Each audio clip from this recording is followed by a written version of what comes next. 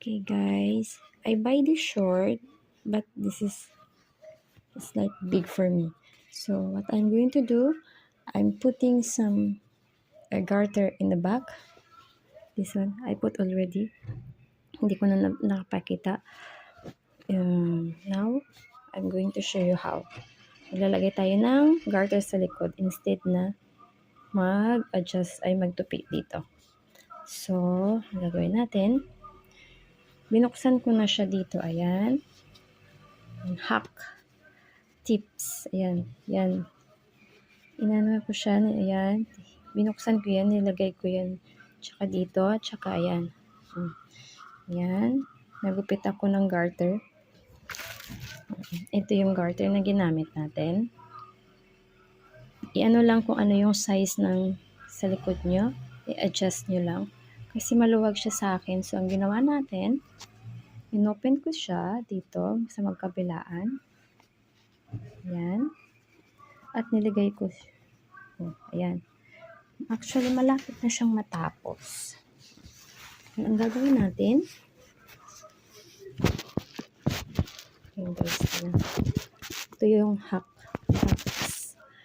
tips ng short na maluwag sa inyo. Ayan. Ayan. Pinasok ko na yung garter dito.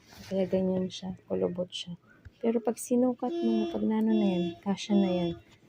Kaya pag sinuot niyan, okay pa rin sa harap. Hindi ka mag-a-adjust, hindi ka magtutupi dito.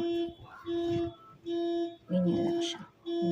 Ito na yung garter na pinasok natin dito. Ganyan na siya. Tapos tutupiin ay tatahiin na natin siya ngayon dito. Kasi natahi ko na yung kabila. Ito yung ginawa ko. Tago naman, so okay lang yan ganyan. Wala namang titingin yan, di ba? Sa likod, parang wala.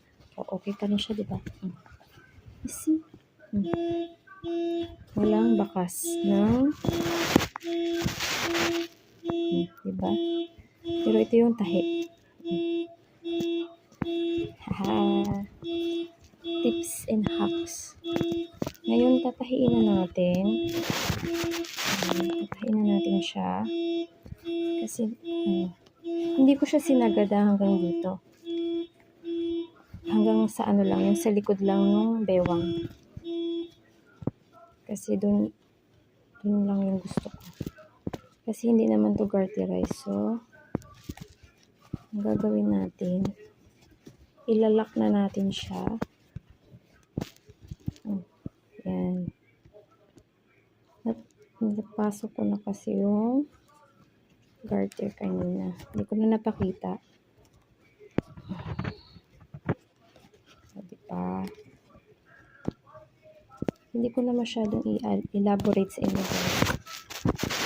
Kasi mahirap magtahi ng manual. Tapos pakita ko ulit sa inyo. Yan, ganyan siya. Nilak ko na siya dito. Ayan. Malabo. Ayan. Tatahin ulit natin siya pa ganun. Isa pang pasada kasi para para matibay.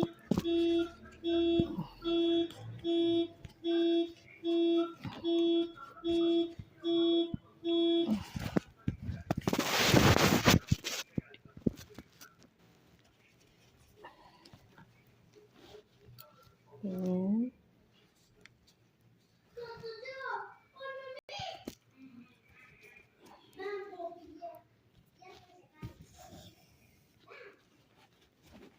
Ito na yung paglalak. After nito, tapos na siya.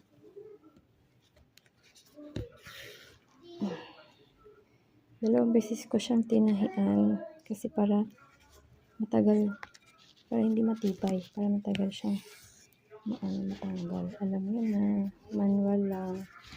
So, ito pa guys, napaka-easy lang. Kung may mga maluwag kayong pantalon, kung carry naman, yan, anuhan nyo na lang.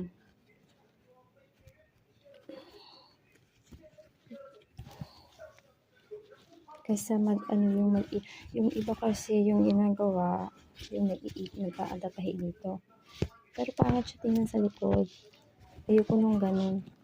Ito parang normal lang siya na may, di ba may mga ibang short or pantalon na garterized naman. So, kasi mababanat naman yan siya pag sinuot niyo. Diba?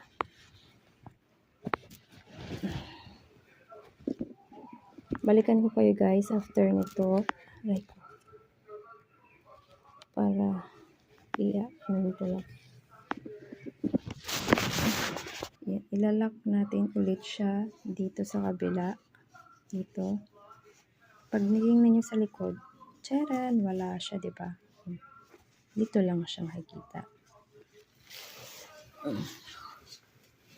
Wait lang. Ito na yung sa kabila. Yun. Inano ko na siya, nilak ko na. Tapos, i-close na natin to. Ito. Close na natin yun siya. Tulad nung ito sa kabila. Diba? Pangit man. Hindi maayos yung pagkagawa. Pero, at least, nagawa ng paraan. Okay, ilalak ko na ulit. Okay guys, it's finished now. Oh, ayan. Diba? Sa likod, wala siyang bakas. Diba? Pag sinuot na yan, kasya na yan siya. Hindi na siya.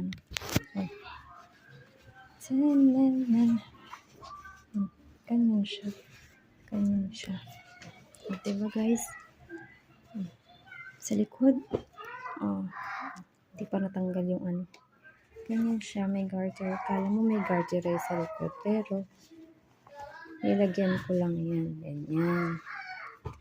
Pag sinuot mo yan, siya babanat na yan siya. Ganyan. Maging naman siya. Diba? Saan ka pa? Tips. Mga inday, kung paano maluwag na pantalon or short. Sa likod lang, lagyan nyo lang ng garter. Instead, pwede rin naman yung kayo dito yung ganyan na yun. Pero, hindi ko kasi yung trip Ito ang mas okay para sa akin. Kasi may garter naman ako. So, depende rin sa inyo kung anong garter ang gamitin nyo. Diba? Pwede yung manipis or yung manipis na garter. Okay? Say bye guys!